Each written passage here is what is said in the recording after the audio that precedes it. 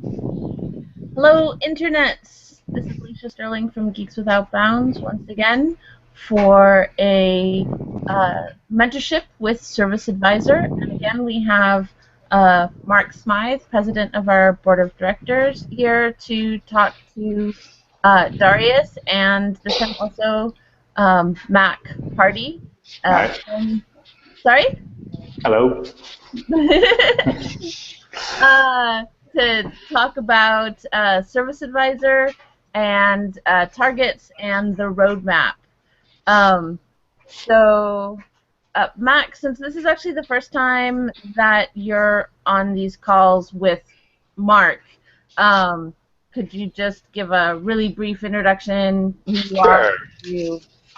Right. So my name is Mac Hardy. I've been the director of IT for Peace Geeks for a year and a half, for 2 years. I also run a development shop called Affinity Bridge that is a partner and volunteer with Peace Geeks. We have helped to develop the Amani platform, which is Peace Geeks' initial offering, and then recently Affinity Bridge volunteered in response to a call to build this app for the UNHCR, which is called ServiceAdvisor. ServiceAdvisor, as you know, and for the wider internet, a little bit of background, is a mapping platform that takes data feeds from humanitarian aid databases, specifically from one called Activity Info in this case, and makes a mobile-friendly map that allows people with smartphones to locate and access services. I've been in technology building software since 1996. This is my third company that I've started. I'm looking forward to bringing this ServiceAdvisor platform out into the world in a way that makes it more useful and have a broader use case. So that's what I'm really focused on with respect to where this goes next. Very good. Great. So I wanted to start today by looking at the statement of what it is we're really trying to do. Darius sent me an email with the statement a few days ago, and the statement is, we want ServiceAdvisor to be capable of becoming the most comprehensive and up-to-date source of humanitarian aid information for a refugee community within 2 weeks of it being deployed. And this is mostly a really good statement of purpose, but because this is the statement that is going to guide every single action that you do, I'm concerned that there's nothing in this statement specifically about usability or cultural relevance. There's nothing about that you've made sure that it is usable and worthwhile to the community. And so if you were to do everything just to make this happen, without those pieces in there, then you would basically just leave out all those pieces of, community-driven design and going and taking the time to get the feedback from the real end users and all of that. So I'd like to see you put, some of that in there so that as you're looking at your priorities and deciding what do you do and what do you throw out and say this isn't important, this isn't part of our statement of what we're doing, that is absolutely on that list of priorities. Okay. Also got a question about, you say you want to be capable of becoming the most comprehensive. Do you mean by that you just want to have the capability and that's the next place you're going to go, or do you mean by capability is that you are going to be able to go in and in a 2-week rollout become the most comprehensive and up-to-date source of aid information in the refugee community? Are you saying that you've got a team that's ready to go? I mean, almost like a fire department that is capable to go in and fight a fire in a 2-story building, or is it So, I mean, I wrote that statement, so I'll hopefully try and explain that a little more.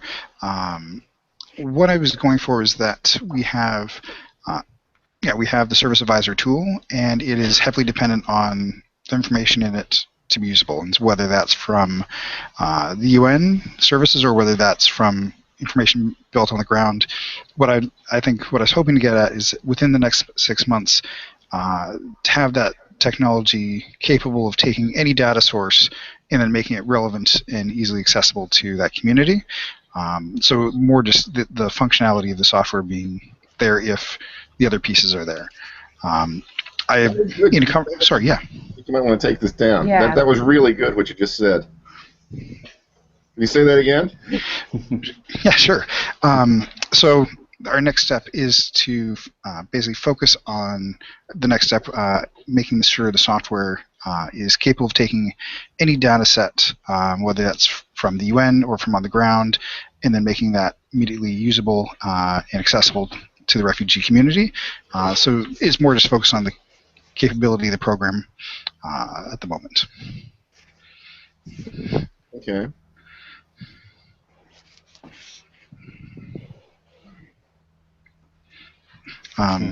And just to perhaps talk a little more on that, so Renee and I were talking about the use case of this, and so there would be situations where the UN has active services like they currently do in Jordan, providing assistance to Syrian refugees, and we can plug into their data sources. But there will be other refugee communities where, for one reason or another, the UN are not present or do not have many services present, and a lot of that the support is going to come from local resources. And so what we're kind of tentatively envisioning is that we will have deployments partnered with the UN where we work with them, and there are ones where we approach and work with refugee communities, and then we work in partnership with them. And obviously it'd be ideal in both situations to get feedback and work with the local community, but kind of the immediate idea is that there'd be these kind of two different use cases, and one would require more, the non-UN would require a little more effort on our part. Okay. Now, notably, you're talking about working on just the software for the next 6 months. You're not the way you've structured this. That doesn't give any indication that you're going to do any further deployments of the software or go into any more refugee camps in the next 6 months. Is that correct? As far as I'm aware, that's correct. Okay, so basically you're going to cut yourself off from deploying this software in any other refugee camps for the next 6 months so you can develop the software. That is what ServiceAdvisor is telling me right now. Is that correct? So, I mean, Mac, feel free to, if you have different information. Yeah, I don't know if that's necessarily required here. What ServiceAdvisor does now is it talks to the system that the UN and UNICEF use in certain camps or certain settings, I guess, called Activity Info. We can deploy this again against Activity Info. What we don't have is a back-end data store. Like, we're assuming that what the UN has for refugee data and Activity Info is the best data. It's just hard to access for regular people because they access it in PDFs. What we want to have is them using a tool that's on their phone where they can be like, oh, okay, I can see, something close to me. I can see things in certain categories. I'm gonna cut you off just because I want to explain what Mark is getting at, because we understand what you're trying to do with the software, but what we're trying to do right now is we're trying to create this statement that is literally, this is your guiding purpose for the next 6 months. Anything that fits into that statement is something you do.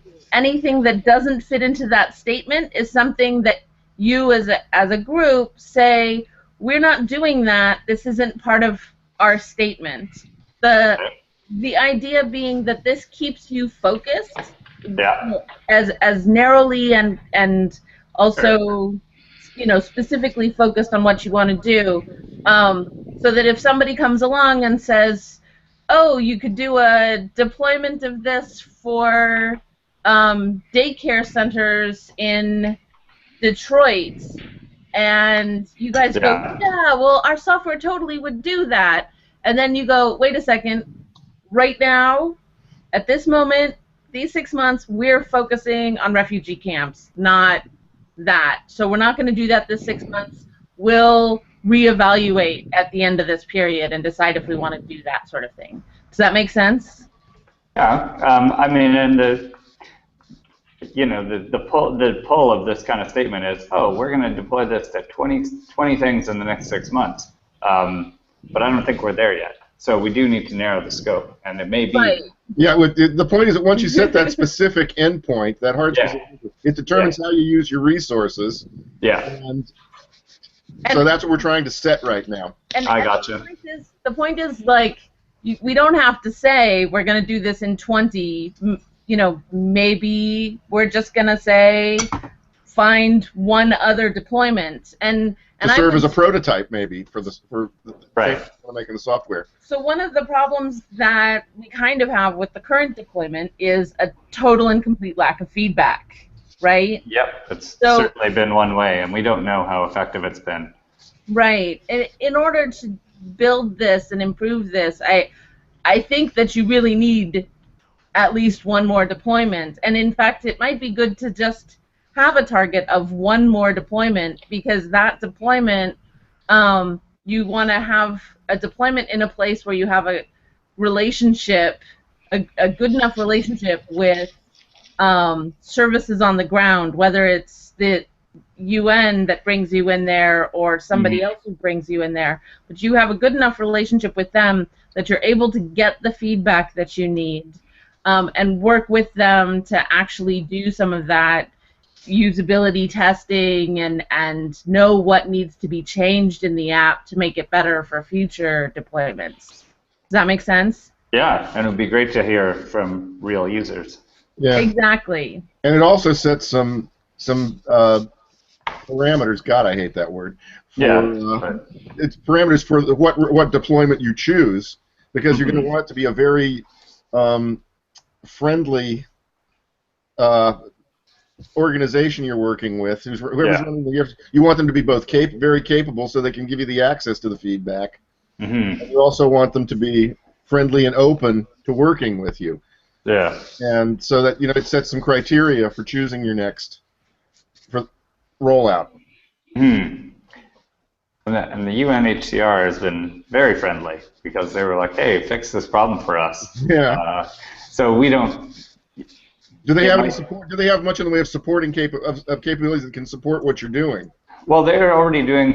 Like, it was not UNHCR from Switzerland. This is UNHCR from Jordan. This is the on-the-ground kind of field office folks. So, I mean, I think they were supporting what we were doing by providing feedback, and the folks there were really clear about, oh, it would be great if we had a filter that showed proximity or, kind of driving features. Yeah.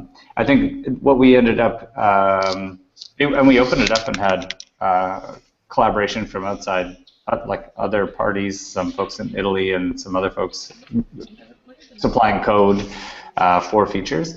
I think what we didn't get was any sort of like, how is this working in the field? Are there aid workers or people in the NGOs listed here, or people in the government services listed here that are seeing clients or refugees coming to get those to use that access that were driven there from the app? We really don't know. So I think that might be something we would try and build in as well, would be some sort of a feedback system. Not probably directly in the app, but more in the way that we interact with the partner, whoever they are. The other thing that is, a difficult parameter or difficult target with this is Syrian refugees, so we're told, have a high penetration of smartphones, which might not be true in other scenarios. So those are things that we're going to want to, when we choose our next partner, we need to know that we're going into the right place. Okay. Okay, so now we say that you're going to do one. You're going to do one additional rollout in the next 6 months? Curious? I mean, Um, I was gonna say at this time we don't have anything lined up. yeah. So I wouldn't be able to say for sure. And for me, we could with our current software, again, if activity info is in place, but my preference would be to get the software in a more advanced state so it can be used by a wider audience and give us a little more flexibility and versatility in terms of where we deploy it, where that first one is. Yeah, I think one of the problems with a more advanced state without a goal is that we could end up developing a whole bunch of stuff that nobody ever uses.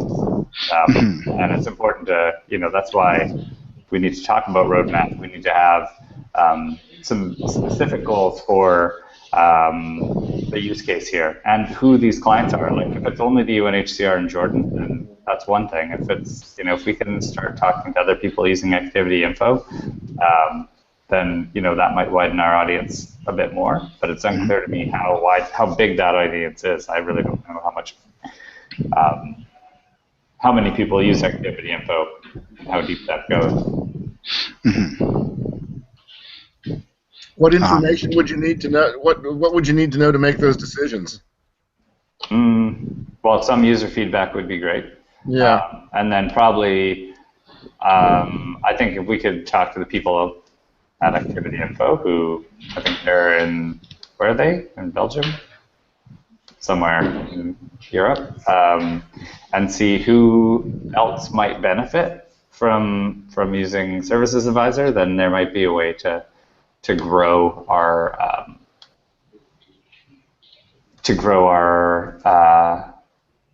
target base without doing a ton of work. Because one thing here is to conserve we want to move this forward, but we don't want to go off and say, oh, we'll build a backend for this that's going to hold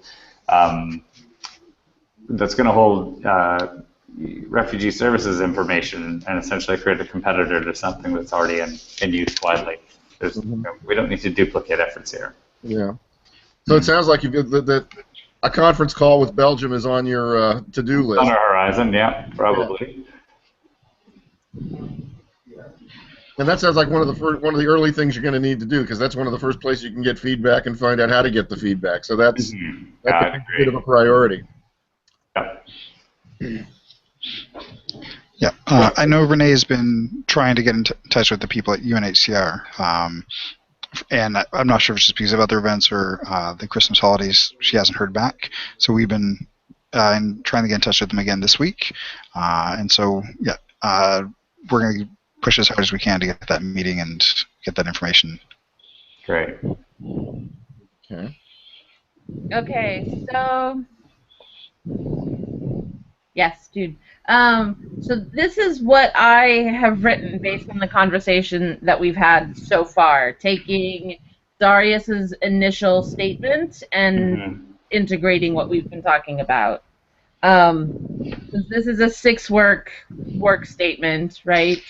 By June 30th, 2015, we want to work with 1 deployment of ServiceAdvisor to build the software to be able to take any data set of humanitarian aid information, whether that be from the UN or on the ground, and making it accessible to the refugee community as a comprehensive and up-to-date resource, getting feedback from the agencies and end users during that deployment to help us improve the application for future deployments. I don't know if we can say any data set from on the ground. Like, where does that live? Or, maybe. It sounds like if it's ServiceAdvisor, if it's activity info backed and the data comes out in formats and JSON feeds that we are already subscribed to or easily integrated with, then that will be more attainable. How about a wide range of data sets? Okay. or would just say relevant? Yeah. Or would you say relevant data sets? Yeah, I guess relevant data sets. I mean, presumably it's a data set, we can access it in some way. How about, let's just put it this way. So I've changed it, so now it's to rebuild. Yes, I can English. Um, so we want to work with one deployment of ServiceAdvisor to build the software to be able to take relevant data sets of humanitarian aid information from the UN or on the ground and make it accessible to the refugee community, blah, blah, blah. Is that good? Yeah. Yep. Okay. So this is the core statement that everything else that we do for the rest of the mentorship, we're going to be trying to bring everything back into this. Like, Right. you know, any mentorship that we do from here on out, anybody else that I have you guys talk to, it's going to be like, how does this fit in with that statement? Mm-hmm. That Okay. sounds good. And you know, taking that, do you guys want to look? There are a whole bunch of questions that were in here, but you guys sent us the link to the technology roadmaps. Do you want to discuss the technology roadmaps next? So Mac is probably a little less familiar with that document than myself. I'll defer. But essentially, what I talked to Renee last week, and I said, like, we need a roadmap. And right now, we're under the ServiceAdvisor section. There are, there's a 1.0 release and a 2.0 release. And from talking with Renee, the 1.0 release is more or less polishing what we currently have, and just kind of finishing it, making sure that it works better. That before we start adding new features, that what we have works, and it's a strong tool, a strong base to work off of. And then the 2.0 is going to be feeding into this, next deployment that you've kind of set a date for June 30th, and this is, enabling data collection and integration of other data sources. So it's a rough roadmap at the moment. Okay. Okay, now you're developing 2.0 without a lot of feedback. Is that correct? Yeah, go ahead, Mac. Yeah, that's correct. But I'm not sure. I think we should be careful of the 2.0 things in here. I think these are more like ideas. I don't think we're going to hit. I mean, survey forms are in here, for example, and I'm not sure what the surveys are for or how they would be filled out and tracked. So I think it all needs to be considered, but it's certainly subject to some discussion to see where this should go. Absolutely. Okay. So are you going to have 1.0 polished by the end of the 6 months?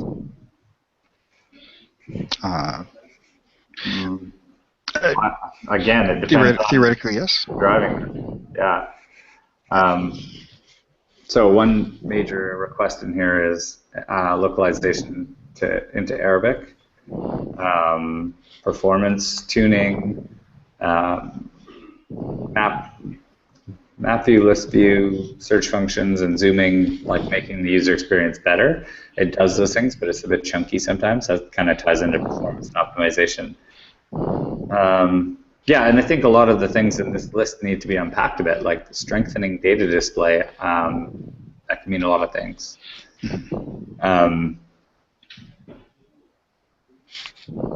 Yeah, I mean, the one thing to consider with all of this whole application, it's all client-side. It runs in the browser on the device, so it can be a bit heavy considering what we're pushing into the device.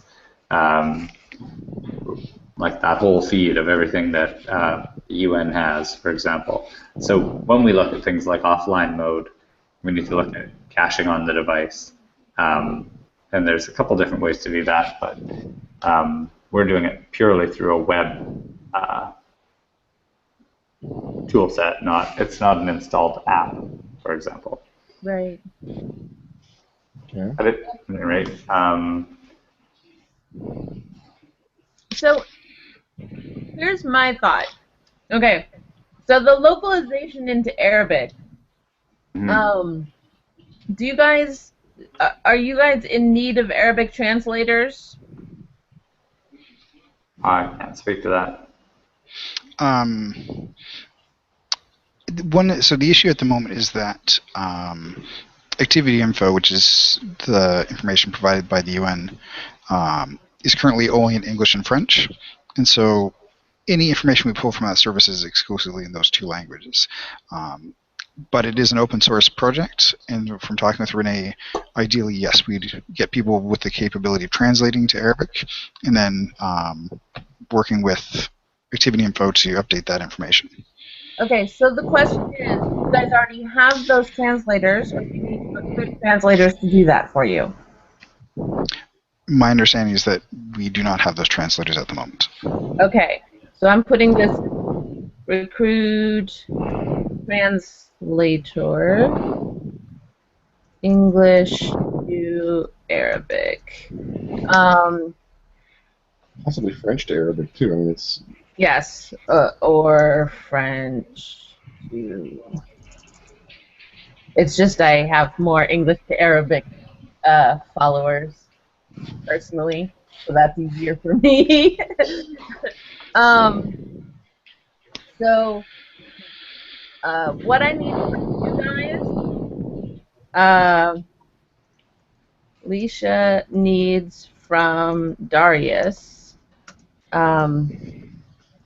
description of translator job.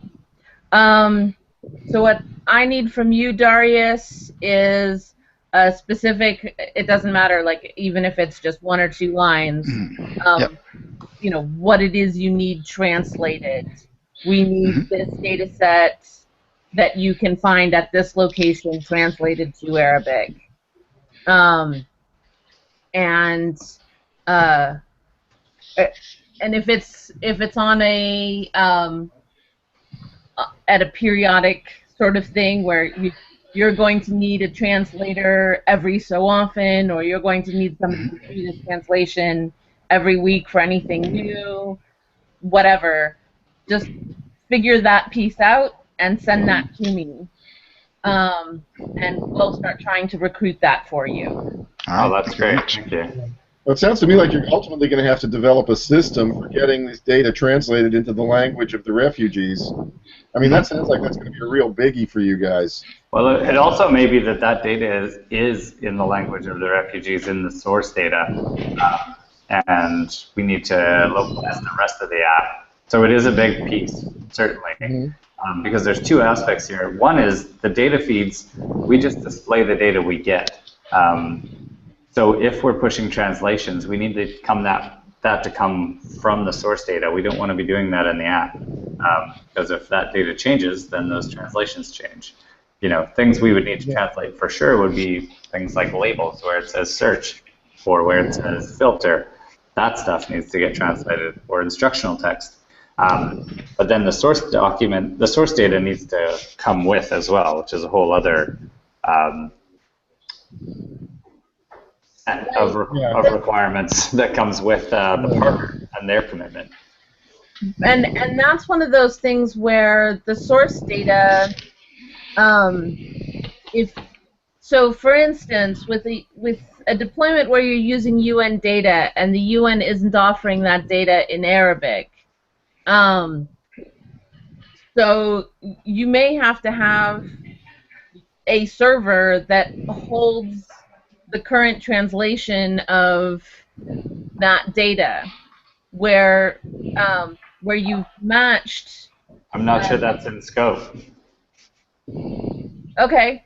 I mean, we could, but if you look at that ServiceAdvisor data, it's stuff like here's the clinic. It provides this. It has this address. That stuff.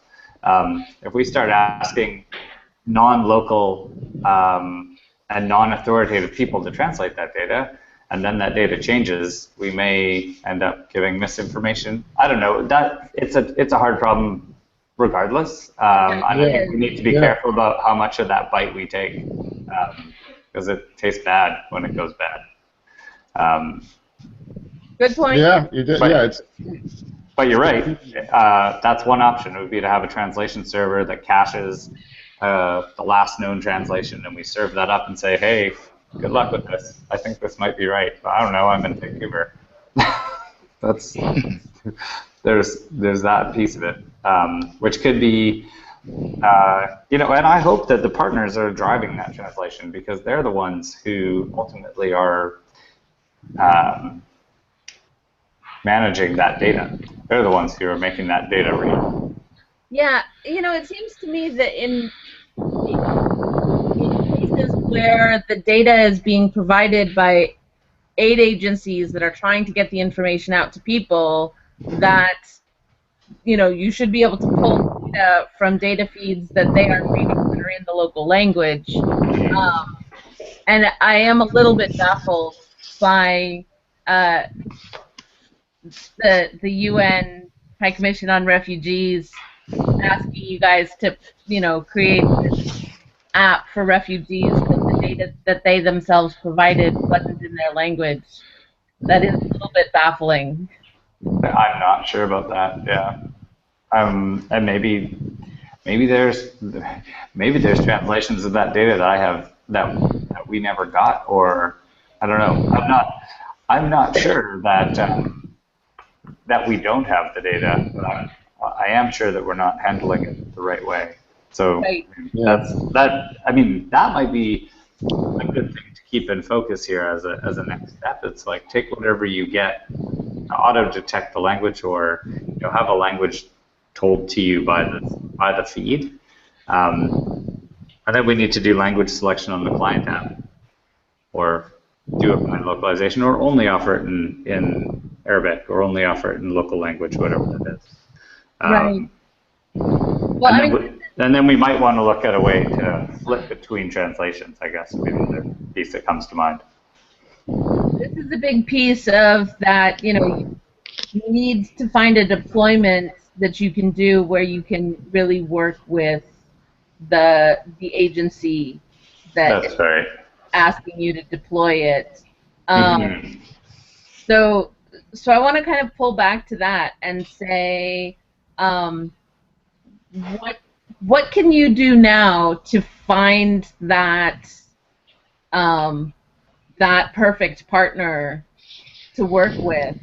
Because having that partner to work with is going to give you the opportunity to see, again, what kind of data set you have access to. If your partner hands you data sets in English and they're in Romania, you can be like, okay, so what's the language of the actual refugees that you're serving? Have data in that. And, now because you've done the one deployment, you'll have better questions for the second one.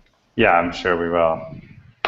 So what, my understanding was that there were already other refugee camps that you had been asked to work with. What needs to happen to start that relationship? Darius? So at the moment, I'm not aware of there being other camps that we've been asked to work with. I know that currently with the Syrian situation, there are other camps in the region, but we have not officially been asked to deploy a ServiceAdvisor for them yet. And so again, that's a conversation we've been wanting to have with UNHCR for quite some time. We're waiting to hear back from them. Right. Okay. So I mean, this is really a situation where, very early. What? It's very early in this life cycle, right? I think many things can happen here, but I feel like we need to get more information about where we can take this next before we do any more work in terms of technical implementation work. Not to say we need to stop planning, but I think we need to try and have those conversations with the activity info team and with the UN and with other people who are implementing activity info, even if it's informational type interviews, because I don't think the story of this has gone very far. I mean, like we put up a blog post and Peace Geeks put up a blog post and the UN kind of used it, and you know, that's about. I don't think there's any perception by activity info users that this thing exists. And Right, and that's kind of how I feel about this as well. And so I think that we really need to get Renee to weigh in on this and say, you know, these are the people that she's speaking to, and this is where the state of getting started on the next deployment is. And I think that, you know, you need to kind of not worry about having a 2-week deployment cycle for the next deployment, but rather that this next deployment takes as long as it takes, because it's about building the relationship and getting the feedback all along the way. right. And you may deploy a first version of it right away because you can pull the pieces together, but when you deploy that, everybody knows that that's not the end of the story, that that's just the beginning of the story, that that's what they need to give you feedback on and tell you how to fix. Right. And that everybody goes in with their eyes open, that that's what this is about. Yeah, I think that makes a lot of sense. Okay. Okay, yeah. So how do we do that? Yeah. I mean, I really think that this is something that, like, we can get Renee in on. I will email Renee, like, right after we get off this, to basically say that.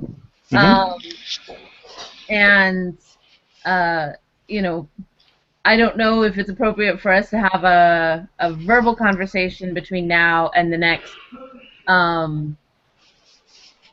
the next mentorship in 2 weeks, or if we can take care of everything over email. But I think that that is really key, because, like, all of the other pieces of what do you do next are sort of dependent on who are you working with, and what are the steps that you are doing to make sure that that deployment happens and the conversation happens and the feedback is dealt with and everything else. Right. Well, it sounds almost like your task for the next 6 months is to get a series of questions answered. Yeah, that might be true. And just, you know, I mean, just literally, I mean, you know, over the next 6 months, we are going to develop a series of questions and get them answered. that enables us to get to this, enables us to turn this into a 2-week deployment. Right. Kind of thing. Maybe that's what you're aiming for. To be able to do what we think we should do now, but to know more, yeah. I think it's, okay.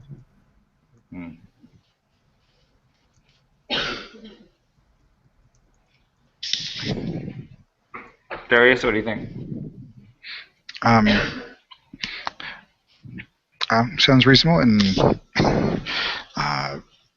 yeah, as I say, yeah, I think all important first steps, that, as you said, perhaps getting information first is probably the next step, rather than focusing on deployment. Right.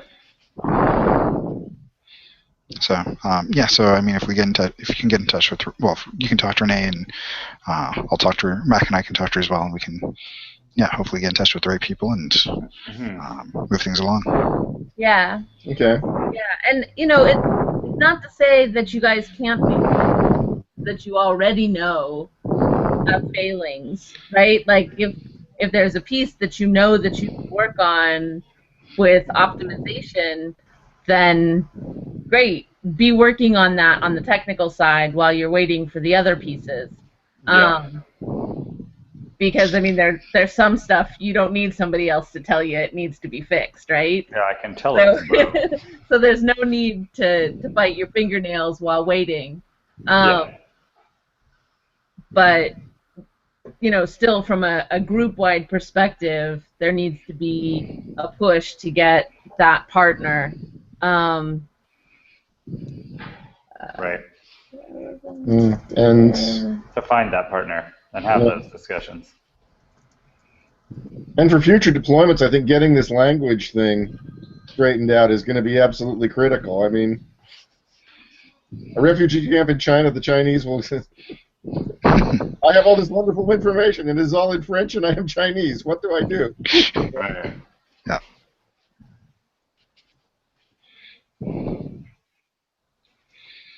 Okay. Okay. So I was just writing the same sort of thing in a slightly different way.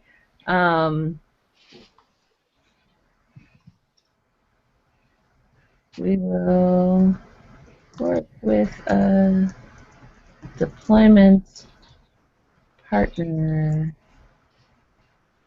asking them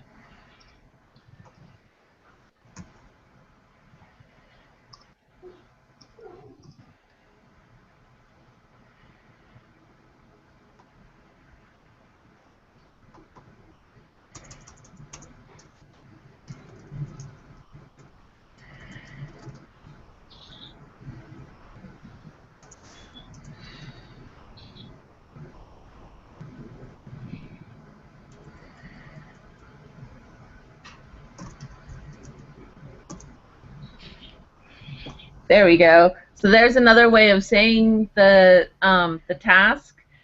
We will work with a deployment partner, asking them a series of questions and getting the answers in order to reach the point where we can deploy ServiceAdvisor within 2 weeks, making relevant data sets of humanitarian aid information accessible to the refugee community as a comprehensive, useful, and up-to-date resource. So that's another way of kind of saying the things that we've discussed, and I don't know if there's one that you guys like better. Well, long term, over the next year and a half, you're getting ServiceAdvisor into that 2-week rollout configuration. So that's I think your long-term target, and we're scoping out a 6-month target to get closer to that. Yeah. Work? Good. That's right. Mm-hmm. Okay, great. Well, so I have a question. Hold on. Actually, you know what I didn't do right at the beginning? I didn't write down who's here. Darius and Mac and Alicia, and I'm putting Mark under mentor, even though he's really part of Guab too, but whatever. Well, you're part of Guab too, so it's Anyway, so before we move on, before we close down, I just want to ask: is there, based on the technology things that you need to do right now, aside, not the issue of trying to get your next deployment partner, but in terms of the pieces of technology that you need to do right now, do you have a specific area where you'd like a mentor to, to talk to you about problems you're having or questions you might have about optimization or about the translation problem or, I don't know, data set issues? I think it might be a little early, but I would it's certainly good to know that those sorts of things are available to us. And I think we should probably try and figure out what our hard questions are, because I want to go back and look and see if I've missed something with the way activity info is potentially serving up all English data or what's going on. I'm just going through the front end of the site now, and it does all appear to be in English for me, but when I go to Arabic, yeah. At any rate, yeah, I can't think of anything that we need right at this moment, Okay. but I can certainly see needs arising. Okay. And one last thing I'd like to ask from you, if you guys need additional developer time, if you needed any Yeah. developer, what I need from you is basically a volunteer job description. Oh yeah. If you send me a volunteer job description, or alternately, if you send me a challenge brief, we have a, if you go on guab.org, the Mm-hmm. second post on there right now is how to create a challenge brief.